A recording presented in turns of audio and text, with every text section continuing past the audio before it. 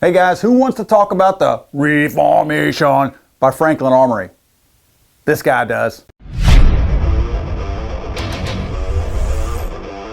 What a crazy week. Okay, we all know the week leading up to SHOT Show. Everybody starts rolling out all the stuff they've been working on, and quite frankly, many of us have seen it for months leading up to SHOT Show.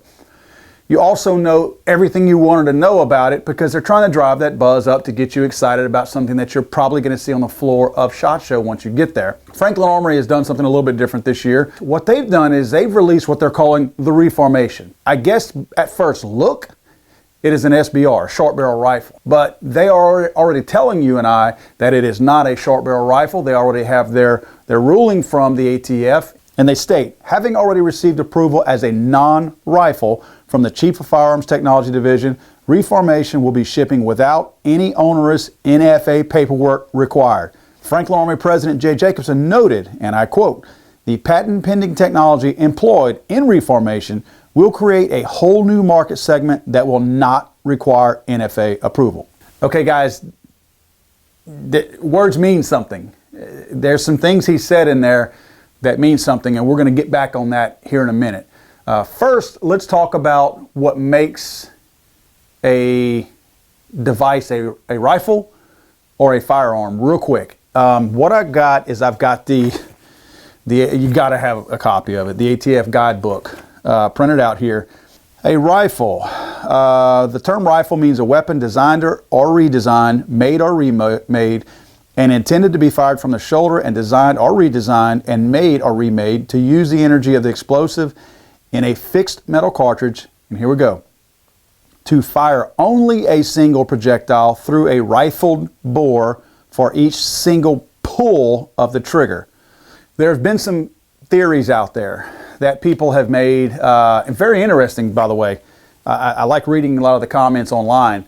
But we had a live stream last night and we talked a little bit about it, and I've read a lot of comments online, and one of the theories that was out there was that the rifle itself, even though it has an 11.5-inch barrel and it has a stock and all that good stuff, it should be classified as an SBR based on its initial appearance. Somebody mentioned that it would have a smooth bore, that by having a smooth bore, not being rifled inside the bore, for some reason would now make this thing not a rifle, which technically it wouldn't be. But it would be a completely useless thing, firearm or whatever you want to call it, because the thing could not achieve its ballistic capabilities. The bullet couldn't. The projectile couldn't. It would leave the muzzle, I don't know, I haven't done the math on it, maybe travel 10 or 20 feet and it would fall. Or it wouldn't fall, it would tumble. It would start to tumble. So it would still have the velocity that would be slowing down a whole lot more dramatically than normal because the bullet would begin to tumble. So you're not going to get any ballistic capabilities out of something shooting a .223 round through an unrifled bore. So I don't know the truth, but I can almost guarantee you that's not the case, because once the cat got out the bag, they would never sell one of these things because it would be completely useless to anyone. So, I mean, just to look at it and think it's cool because you got one is kind of stupid. I don't think anybody would pay for that. So I really don't think the smooth bore is the issue here. Somebody made a good comment that was very interesting to me again, was that the barrel, similar to a bullpup design, that the overall length of the rifle could possibly be shortened because somehow or another, where the barrel came into the receiver, the barrel was longer and set back farther. In other words, whenever you measure the barrel length of a barrel, you stick a dowel rod in the end of it, and you measure until that dowel rod goes back and it hits the breech face, the front side of that bolt. That's going to tell you what your length is. Somebody made the comment that it's possible that bolt was set farther back and they had a different type of recoil system. Well, if you look at the picture, you can debunk that because the magazine is in the same place. There's no way, if the bolt stopped back here, if you had a bolt right here, see right now your bolt is here and your bolt goes backwards, it comes back here. I guess I could show you like this. It comes back here and it strips your round, your next round, as it comes forward and brings it up into the chamber. So when you shoot, it goes bang, grabs the next round and brings it up in here. Okay, well, if your bolt was sitting back here, well, your rounds are still right here. So it doesn't make much sense because now You're telling me that the bolt was way back here. Well, it's just barely touching the back side of the round. How does it strip the other round? So if it recoils back here, the rounds are still up here. It's never touching the next round.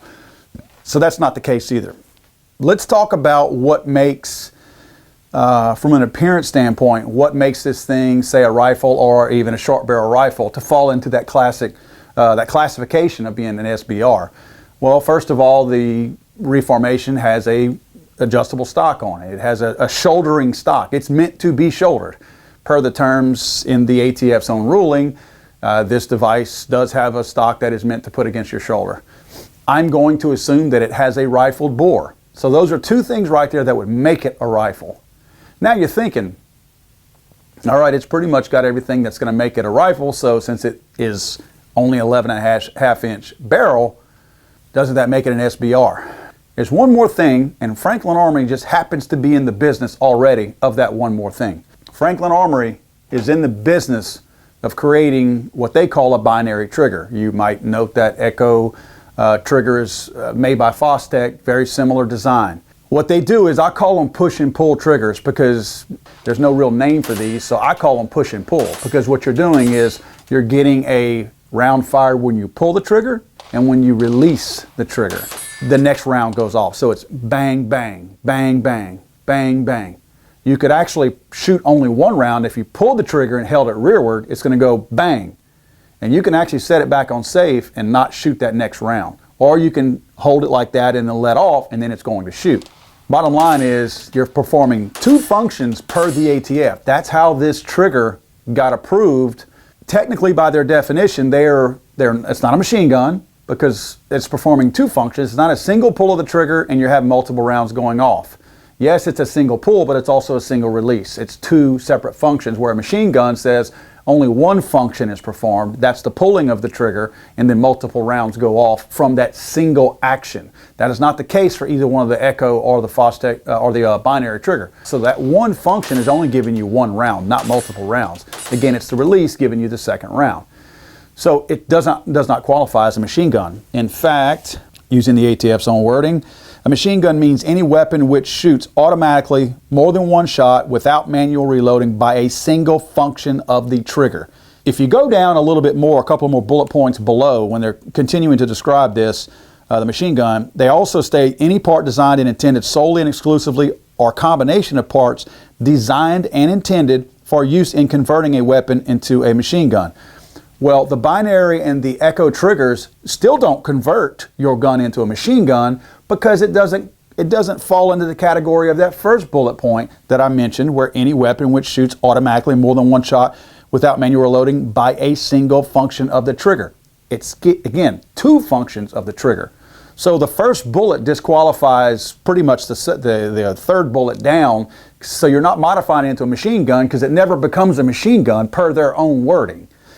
I know it sounds confusing. We're talking about the ATF here, guys, so I'm trying to make this as simple as I can. Another thing that's worth pointing out is, when you look at their wording of a firearm, they state, and they repeat again, that the term rifle means a weapon designed, blah, blah, blah, blah, to fire only a single projectile through a rifle bore for each single pull of the trigger. Then they go down right below that and they say the term firearm means a rifle having a barrel or barrels of less than 16 inches in length. That's where this thing falls into. It does not classify as a rifle, simply because it is not firing a single projectile through a rifled bore for each single pull of the trigger. The binary trigger in the Reformation disqualifies this thing from being a rifle. It doesn't allow it to be a rifle, because it's basically making this thing a single pull of the trigger is giving you one shot, and then a second shot is when you release. The thing that we have to remember is, these binary triggers, and if you look at the label on the side of the actual picture of the Reformation, it's got their label, where in the safe position is normally safe, then you have semi-auto in the middle, and then you have their binary or whatever, the push-pull on the very where select fire would be.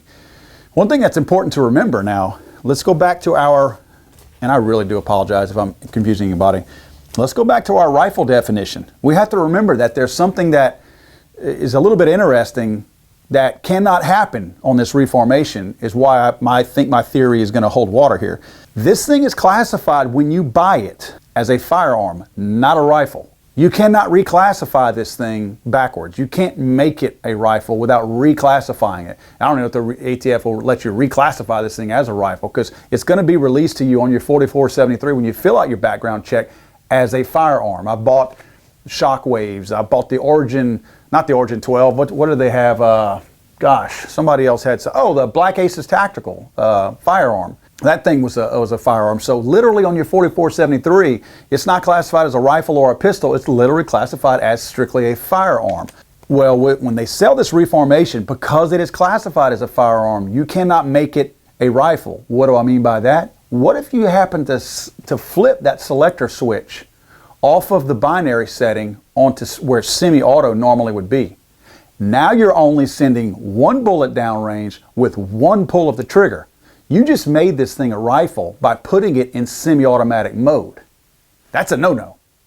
So technically you reclassified your rifle, because now it fell under the guise of a rifle, but you registered it, you purchased it as a firearm per the ATF and their legal paperwork. So my guess is, going back to, I feel like a detective here, going back to the president of Franklin Armory, Jay Jacobson, says in his quote that the patent pending technology employed in the Reformation. So he's got some patent pending technology. My guess is it's not previous technology of the binary trigger. It's a new technology that bypasses that semi-auto, not allowing you to set this rifle, this Reformation, on semi-auto.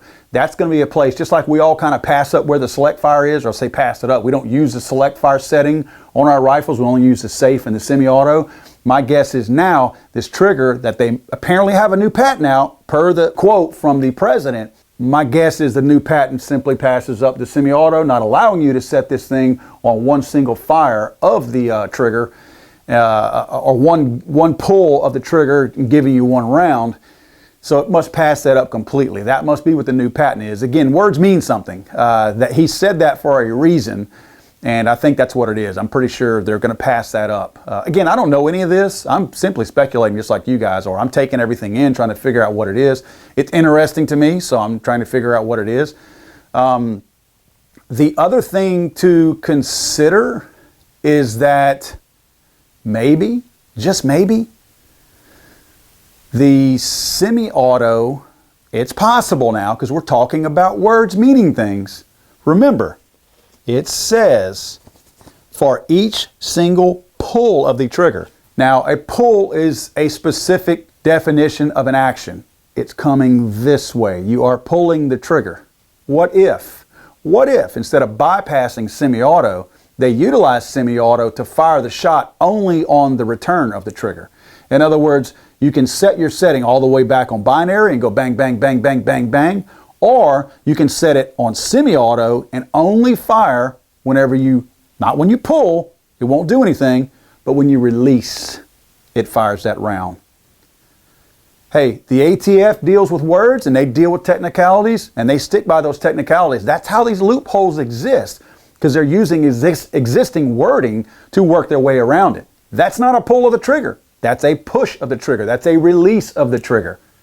So my guess is that patent that the president of Franklin Armory is talking about is either a bypass of the semi-auto function, or it's allowing the semi-auto function to work, but simply in release mode.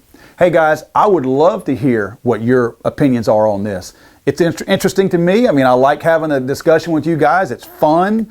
We'll see. I mean, we're going to know in a week, probably a week from tomorrow. Today is Saturday. Next Sunday, we're going to find out. They say the day before range day, we'll find out. So look, man, comment on the video. We'll post it everywhere. Comment. Let me know your thoughts. I'm interested in what your feedback is, because I ain't the smartest guy in the world, but this is what this is looking like to me. And I'd love to hear your thoughts on this. Comment on Facebook, Instagram, YouTube, where it's going to be at. Email me, Paul at Legally Armed America. Paul at Legally Armed America. Just email me. We'll get our hands on one of these things, and when we do, if you guys have some pretty good feedback, I'd love to read that in the video that we put together whenever we actually review one of these reformations. Let me caution everybody out there, don't go buy one of these standard binary triggers or echo triggers. Both triggers, the echo trigger I've shot, not the binary. I love it. I love the Echo. I love the Echo 1 and the Echo 2. Great triggers. But don't go buy these triggers from Franklin Armory or Fostech and put them in a small short barrel. Well, don't redesign your own rifle and make it with a small stock and an 11.5-inch barrel and throw one of these things in there thinking that now, because you have a binary trigger or echo trigger in there, that now your gun is a firearm, not an SBR. You just made an SBR. For one thing, you can't reclassify your own gun by simply putting something in it. Secondly, again, in semi-auto mode, it still operates as a rifle per the ATF's definition. So you will have just created an SBR and you will be in violation of the law, and you need to pony up your $200 stamp to the government, blah, blah, blah, all that kind of stuff. Anyway, I'm just sending a warning out there. Look forward to seeing you guys. I hope to see a bunch of you guys out at SHOT Show. We will be out there from Sunday to Saturday. We'll be everywhere. Look us up. We will be doing some live streams from the Seekins Precision booth at 3:30 every afternoon. So you guys online, look for us there. And you guys that are there at the SHOT Show, come by the Seekins booth and check us out. Visit with us. We'd love to talk to you guys. We will see you guys next time. Stay safe, shoot straight. Hey, teach a kid and an old person how to shoot, or take them to the range. Let's educate our young and keep our older people involved in guns so they can continue to protect themselves.